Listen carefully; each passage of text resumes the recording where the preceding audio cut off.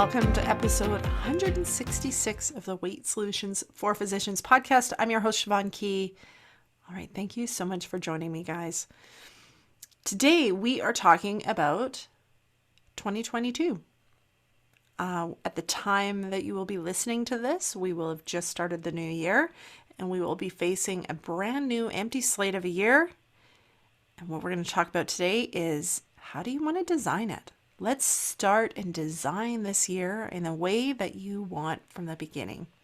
I'm going to give you some tools and techniques to do that I use every year that I find really helpful for myself.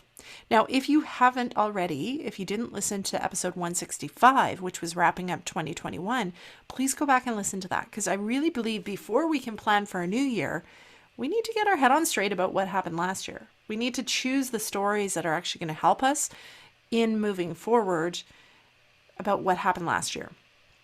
So listen to episode 165 first, and then come back and listen to this one. And if you haven't already, check out my free weight loss kickstart course.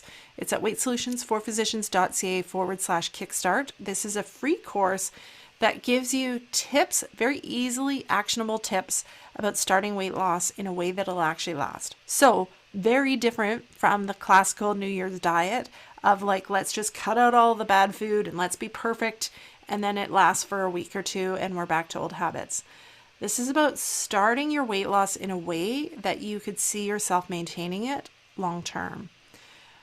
And that's a kinder way of weight loss, and that's why I like it. So make sure that you check out that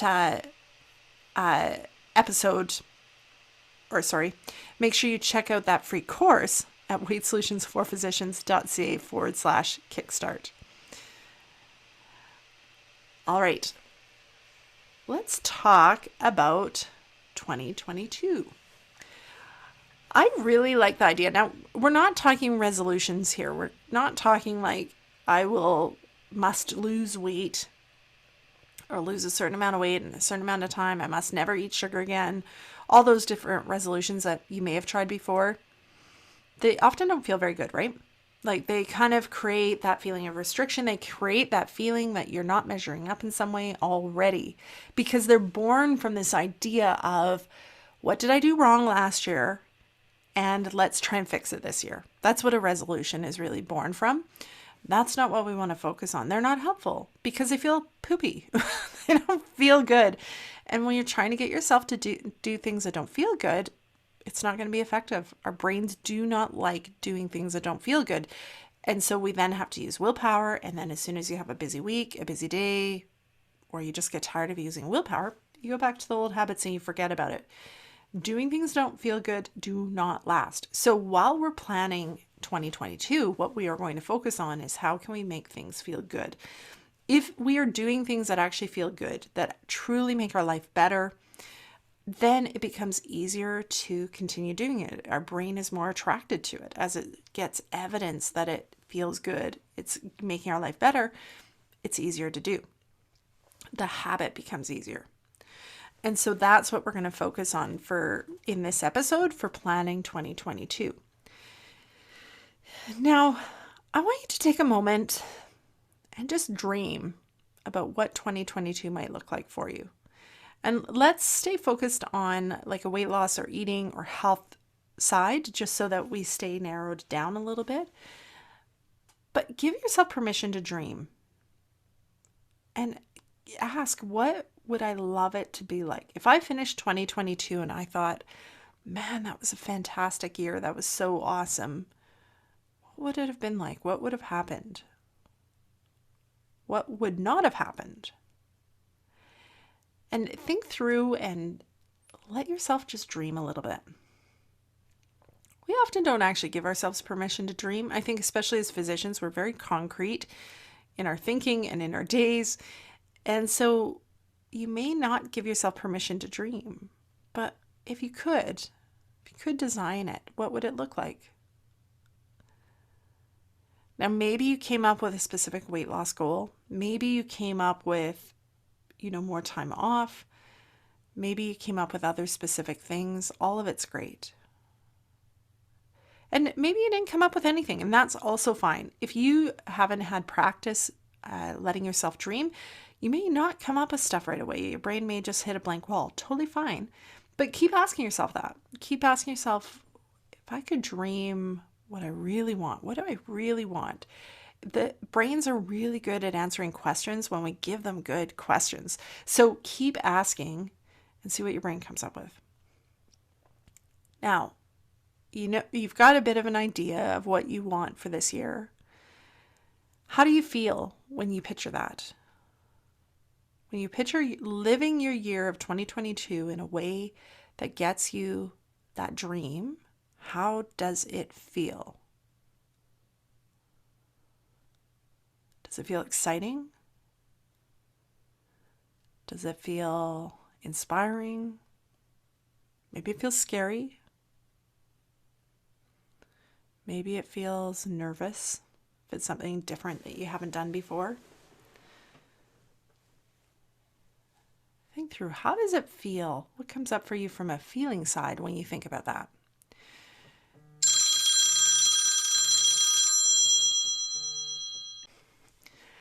All right, so now what I want you to think is, what do you need to do to get there? Now, here's the thing. You probably won't know everything you need to do to get there, to create this dream. And that's okay. You don't need to. So if your brain panics and is like, I don't know what would do, like if you say your dream is to lose a significant amount of weight in 2022, and your brain is like, but I don't know how to do it. That's okay. That's a normal brain reaction. You don't have to know everything. But what could be your first few steps? What would be, if you had to pick the first 3 steps that might start moving you towards your dream, what would that be? Think through, what would be the first 3 ones? Now, I want you to also think, how do I feel when I think about these steps?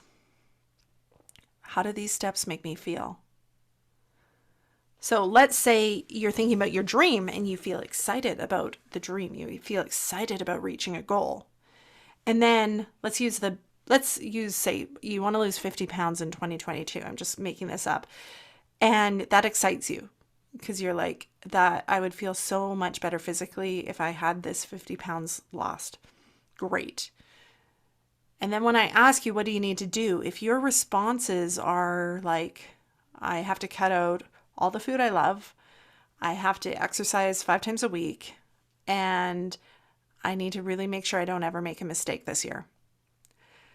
Chances are your feeling about the actions is going to be different than your feeling about the goal. And that's why I'm asking the question. So if you've got some actions and your feeling about them is like dread, resistance, dislike, failure, like if you've planned actions that make you feel like a failure already, we need to plan different actions.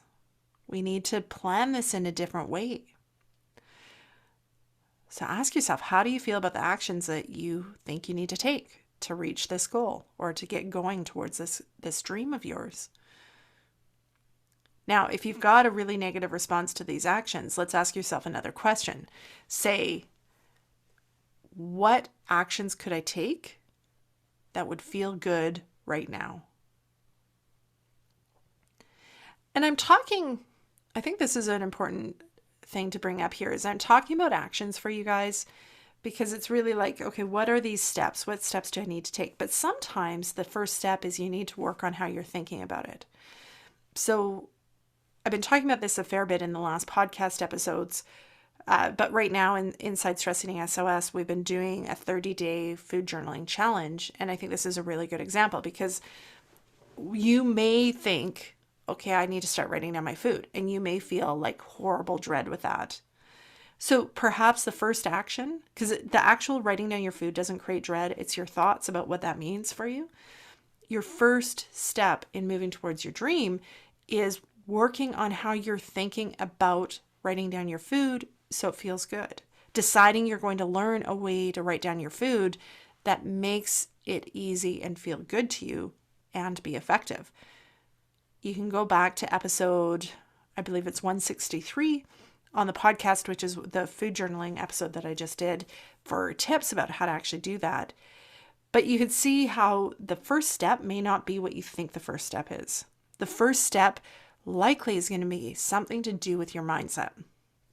Because if you foster the right mindset, then the actual actions become easier. I'll give you an example of this, of the power of the mindset, and how it can totally change your experience of weight loss. And I'm telling you this not to say, oh, hey, look at me and what I did with my eating, but I want to give you a glimpse into what is possible when you're using these techniques in your weight loss. So last night I had my staff Christmas party where we went out for dinner, and the restaurant we went to is one of those ones that brings warm bread to the table. I have spent, I can tell you, a lot of years of my life thinking there is no way I could have warm bread in front of me and not eat it. And guess what? When I always thought that that's what happened, even back when I was doing Weight Watchers and trying to follow points and stuff, and then we'd go out to that restaurant and I'd be like, I don't even know how to count these points because I ate all this bread because it was in front of me and I had no choice, and felt like all my plans were blown out the window. With choosing a mindset before the dinner, deciding, because the bread coming is a predictable thing. The other thing that was predictable is that people probably would order dessert. And I decided in advance that I didn't think I wanted dessert. So it's not that I think that's really important. It's not that I said, oh, Siobhan, you cannot have dessert and you are not allowed to eat any of that bread. It was, I decided in advance that I didn't want to eat the bread. I didn't want to eat dessert because I knew that they'd make me feel crummy. I knew that I'd not sleep as well that night. Those were my reasons. So by deciding that in advance and having the known that there would be bread and that there would be people eating dessert, I was then able to choose my mindset, how I wanted to go into that meal, so that I could enjoy the meal, be around the plates of bread, not be tempted to eat it, not be bothered by it. I think that's really important, right? I didn't want to have this dinner where I just sat and stared at the bread and hung on for dear life with my willpower, hoping I didn't actually reach for it. It was, I wanted to just be relaxed and not be bothered by it. And I chose a mindset. I went in with that intention, and that's what happened. So this is really powerful because you can be in different situations. You can do different things in your weight loss and feel completely different about them based on what mindset you use. But you have to know how to harness it. So when we're talking about creating a dream, and if the steps you want to take to reach that dream feel horrible, then the first step needs to be deciding your mindset, deciding how you want to think. And it can be something like deciding what identity thought do you want to use for this to reach this dream. So yesterday at that dinner, I decided I was somebody who wasn't bothered by what other people ate around me. I was somebody who could enjoy my food and really like it and not be bothered if other people ate other stuff. That's an identity thought, but then I embodied that person and it became true. So when we're thinking about dreams, if you can choose thoughts and identity thoughts that help you embody the person who can achieve that dream simply and easily, it's going to take you a long, long way. And the trick when you're doing something big is just reminding yourself of it throughout the year, practicing, because you'll forget about it and you'll be like, oh, I haven't, practiced that thought or embodied that version of myself for a while. So you need to practice it. So make sure the steps you are planning on taking to start towards your dreams are steps that feel good. We have enough stuff in our life. Don't do steps that feel crappy. If they feel crappy and you really feel you need to do them, then change how you're thinking about them so they stop feeling crappy. Okay? Honestly, don't do stuff that feels crappy just because you think you'll lose weight. It will not last. It's wasted energy. Pause. Work on your thoughts so it feels good, so it doesn't feel so crappy, and then proceed. All right, so we've got the first steps. We've got the dream. Now the question is, how can you remember it as you go through the year? How can you stay fired up? If you're picturing that dream and you feel really excited about it, That's great. Excitement is going to get you to do lots of different things, but it fades. It's really easy to forget or to, get in our mind and lose sight of that dream. So how can you remember the dream? How can you remind yourself of the dream as you go through this year? How can you bring that excitement back when it starts to fade? I think it is important to say you won't always feel excited. You won't always be taking actions towards your dream from a place of excitement. But, and that's normal. That's like our brains don't stay excited or motivated all the time.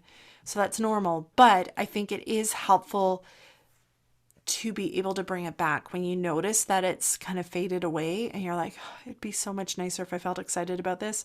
How are you going to bring it back? You can do lots of things here. I love visualization, like every day, spending time visualizing you at that spot, you having achieved that dream, you getting to that dream with ease or whatever emotions you want to feel as you get to that dream, and really visualizing it. That is really powerful. The more time you spend visualizing, the more intensely and vividly you can visualize, the better. It starts to become this reality that's happened even before it's happened. And we know this works. That's why sports psychologists get elite athletes to visualize their races, visualize their competitions. It works. Another thing is doing things like vision boards. So, creating something visual. You can do it on your phone. You can do it like in real life. You can do it with quotes that inspire you and remind you of your dream, but something to keep it focused in your mind.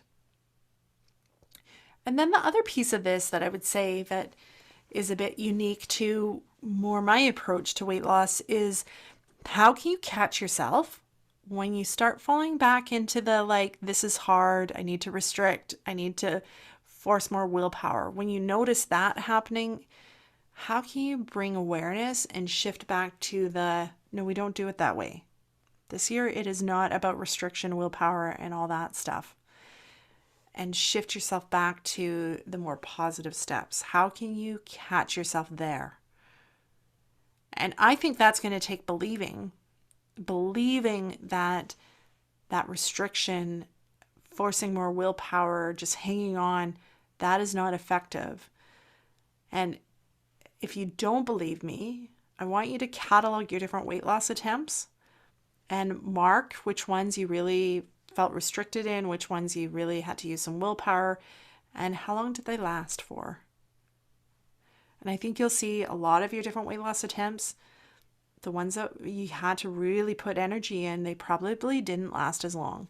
So this year we're doing it differently. This year we're going for ease, for enjoyment, for kindness, for compassion. And we're going to lose weight that way, because when we lose weight that way, you make your life better. Your body gets better, your health gets better, you feel more in control, but everything else gets better when you're doing it that way. Okay, final thing that I want you to think through for 2022 is I want you to choose a word. And this can help you kind of click back into what we're talking about. Get back into that focus of what you want it to feel like, to connect back with that dream. I want you to choose a word. I love doing this every year. I always have a theme word. I haven't totally picked my word out for this year because I'm recording this still in December, but I'm thinking my year for 2022 is going to be trust. I think the times where I struggled in 2021, I wasn't trusting myself. I wasn't trusting the process. I wasn't trusting that everything was going to unfold. And when I can be in a place of trust, things work. It works out and I feel better. So I'm thinking that's going to be my word. Don't hold me to it. Other years I've used strength, abundance. Can't remember any of my other ones, but what could your theme word of the year be? And then when you have it, how can you use it? Again, how can you remind yourself of it so you don't forget it? How can you connect it more firmly to the dream that you have for 2022? All right, guys, I would love to hear what your dreams for 2022 are. hit me up on email. Send me an email at info@weightsolutionsforphysicians.ca and let me know what your dreams are. Let me know how you found this process of creating a plan for 2022 from a positive place instead of the usual kind of resolution negativity stuff that we do. All right. Have a fantastic week, guys. We'll talk to you later. Bye-bye.